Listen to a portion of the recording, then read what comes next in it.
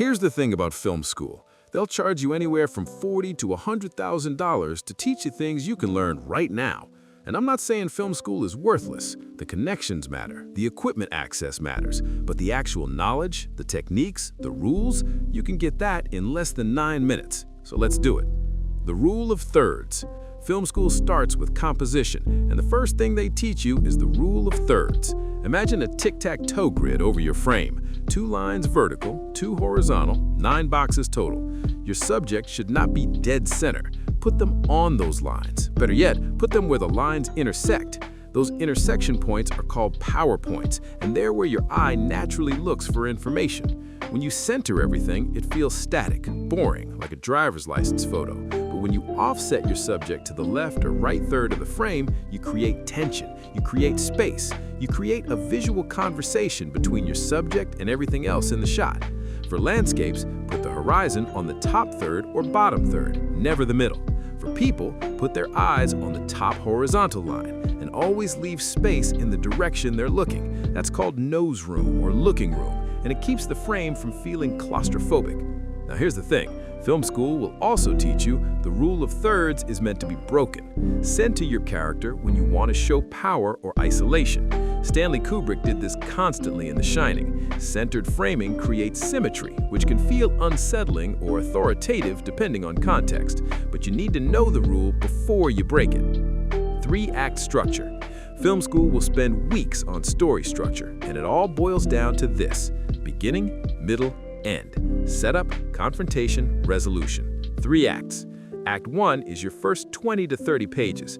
You introduce your world, your characters, their normal life before everything changes. Then, around page 25 to 30, something happens, an inciting incident, the thing that kicks the story into motion. Luke finds the message from Leia. Neo takes the red pill, the event that ensures life will never be the same. Act 2 is the next 60 pages, and it's where most screenwriters die.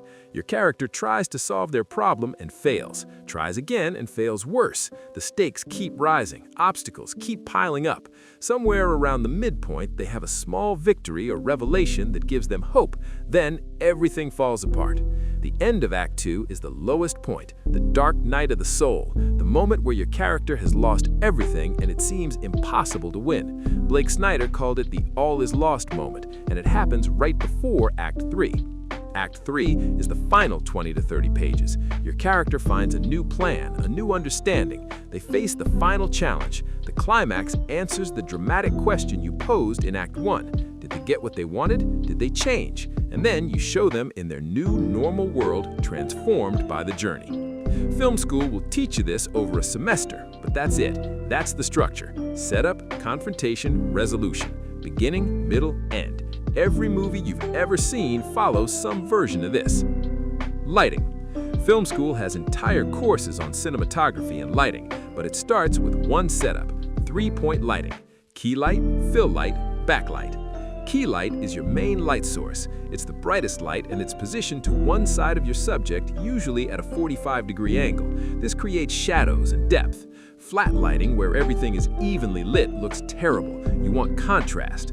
Fill light softens those shadows. It's placed on the opposite side of the key light at a lower intensity. Not as bright, just enough to fill in the dark areas so your subject isn't half lost in shadow. The ratio between your key and fill determines the mood. High contrast is dramatic. Low contrast is softer, more natural. Backlight separates your subject from the background. It's behind them, pointed at the back of their head or shoulders. It creates a rim of light that makes them pop out of the frame instead of blending into whatever's behind them. 3 lights, that's it. Everything else is a variation on this basic setup. Once you understand 3-point lighting, you can start breaking it. Use only key light for hard, dramatic shadows. Lose the backlight for a flatter, more intimate feel. But start here. Sound design. Film school will tell you this on day 1, and you won't believe it until you try editing a scene with bad sound. Sound is 50% of the experience. You can forgive mediocre visuals if the sound is good. You cannot forgive bad sound ever. Dialogue is the foundation. Record it clean. Use a mic close to your actor. Minimize background noise. Rooms have natural reverb that make everything sound hollow, so get your mic as close as possible without it being in frame. Bad dialogue audio is the mark of an amateur. Sound effects sell the reality. Footsteps, door creaks, the clink of a glass. Every action on screen should have a corresponding sound. Most of these sounds are added in post-production. That's called Foley, because recording them on set picks up too much unwanted noise. Music sets the tone, but film school will also teach you when not to use music. Silence is a tool. Some of the most powerful moments in film have no score at all. When you do use music, make sure it enhances the emotion without overwhelming it, and never use music to tell the audience how to feel. That's cheap. Editing. Film school has entire courses on editing theory, but here's what matters. Editing is about rhythm, about when to cut and why. Every cut should have a purpose. Cut on action to hide the edit. If someone reaches for a door handle, cut as their hand moves. The motion distracts the eye from the cut itself, making it invisible. This is editing 101. Use match cuts to create connections, cutting from one circular object to another circular object, one person's face to a similar expression on another person. Match cuts draw visual or thematic parallels between shots.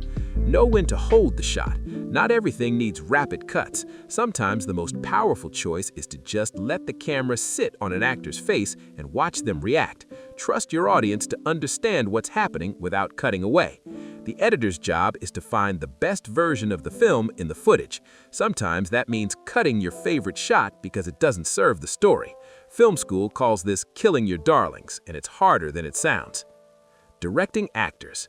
Film school will teach you that directing isn't about telling actors how to say their lines. It's about creating an environment where they feel safe enough to take risks.